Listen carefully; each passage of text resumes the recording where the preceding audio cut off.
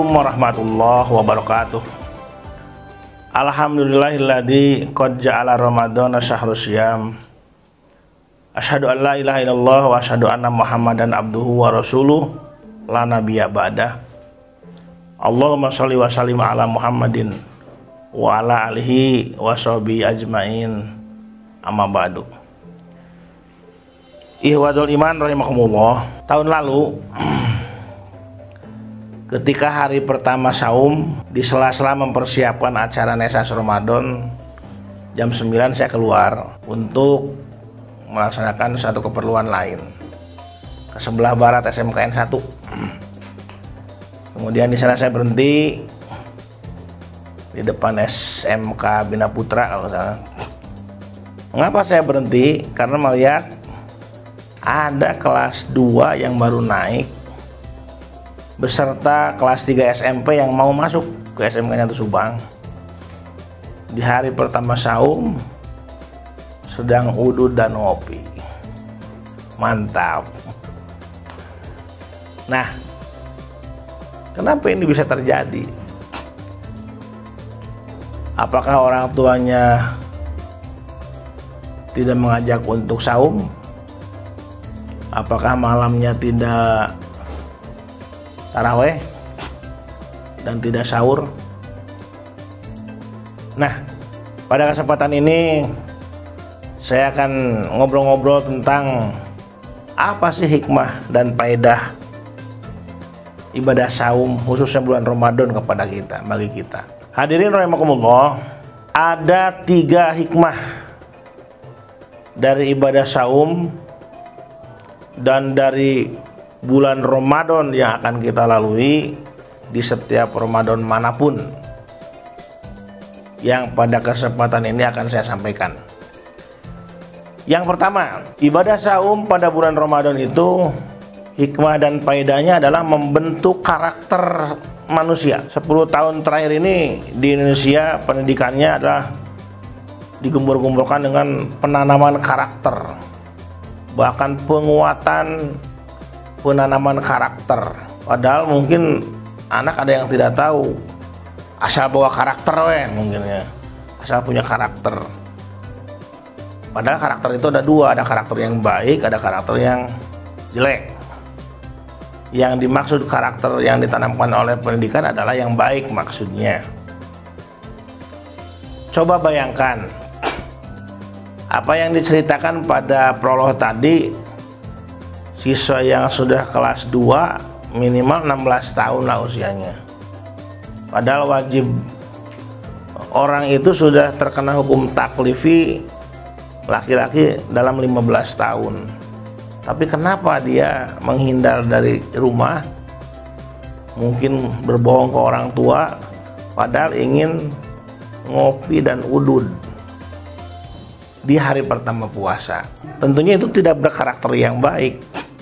Paling tidak kalau dia bilang ke orang tua pasti berbohong. Ditanya mau kemana, mau ke sana, mau apa, berbohong.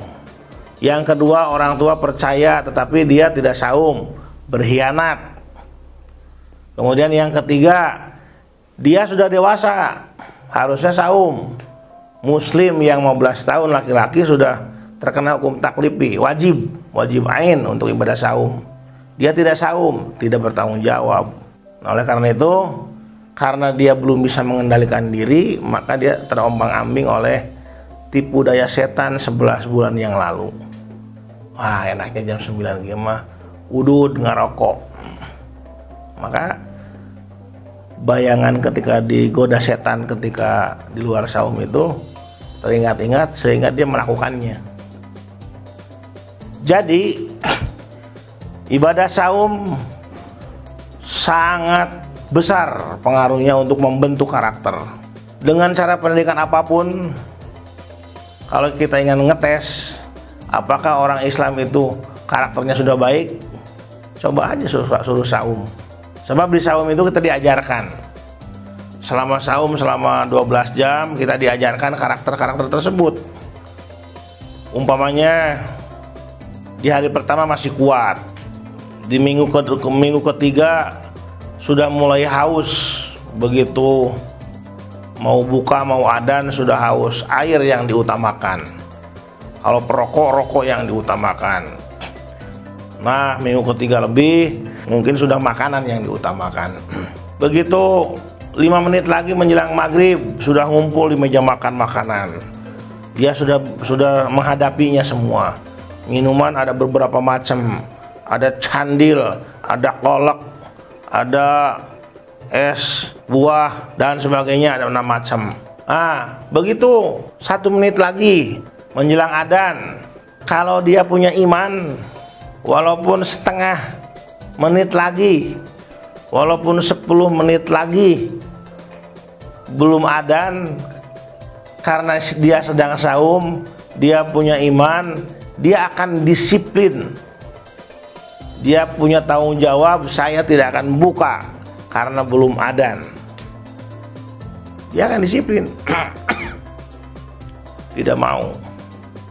Walaupun mungkin begitu adzan nanti Allahu Akbar, Allahu Akbar, belum selesai Allahu Akbar 3 gelas sudah habis. Allahu Akbar, Allah, 3 gelas habis. Allahu Akbar gelas keempat. Gak apa-apa. Tapi disiplin sudah punya, menahan diri sudah punya. Kemudian besoknya puasa tengah hari, kebetulan agak capek, kebetulan melihat orang lain ada yang tidak puasa, ada yang tengah hari minum es jeruk seger kayaknya. Karena dia punya iman, dia puasanya atas dasar iman dan takwa, maka dia jujur kepada diri sendiri. Ya, saya tergoda, tapi dia disiplin, saya tidak akan berbuka karena saya punya tanggung jawab kepada Allah Subhanahu wa Ta'ala. Itulah pembentukan karakter yang sesungguhnya. Kemudian ketika sahur 10 menit ke adzan subuh biasanya ada imsak. Boleh, kita masih diperbolehkan makan, minum. Nah, ketika adzan subuh sudah berkumandang, walaupun makanan enak itu masih banyak, berhenti. Orang yang beriman, yang sudah ada ingin melaksanakan kewajibannya sebagai mukmin, maka dia akan berhenti untuk saum, berhenti dari sahur, tinggalkan makanan yang enak. Walaupun kalau terus diteruskan tidak akan ada yang menegur mungkin. Nah, bagaimana tidak coba? Saum sangat membentuk karakter bagi seseorang. Oleh karena itu, yuk Bapak Ibu sekalian, orang tua siswa di rumah, Bapak Ibu guru, untuk anak-anak kita biasakan dia berlatih puasa. Dari usia 4 tahun harus sudah mulai sekuatnya. Walaupun nanti pahalanya kalau perempuan 9 tahun, laki-laki 15 tahun. Bagaimana kalau laki-laki baru 10 tahun sudah tamat terus? Bagus. Untuk siapa pahalanya? Ya pahala mendidiknya untuk kita, tapi pahala puasa untuk masing-masing. Kita kan mendidik dari awal. Jangan ada kata-kata yang mengatakan bahwa aduh kasihan baru 10 tahun disuruh puasa, kasihan dong, nanti aja lah udah wajib 15 tahun. Nggak bisa. Sholat puasa itu harus dilatih dari awal.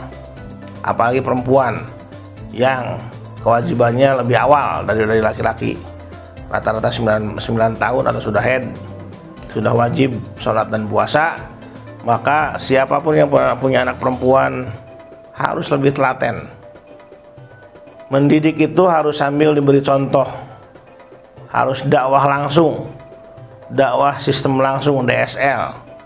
Nah, kita saum besok, ibunya puasa, bapaknya puasa, kakaknya puasa, adiknya diajak puasa.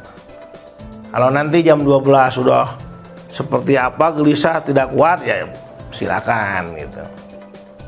Yang penting kita mengajarkan untuk berlatih dari awal.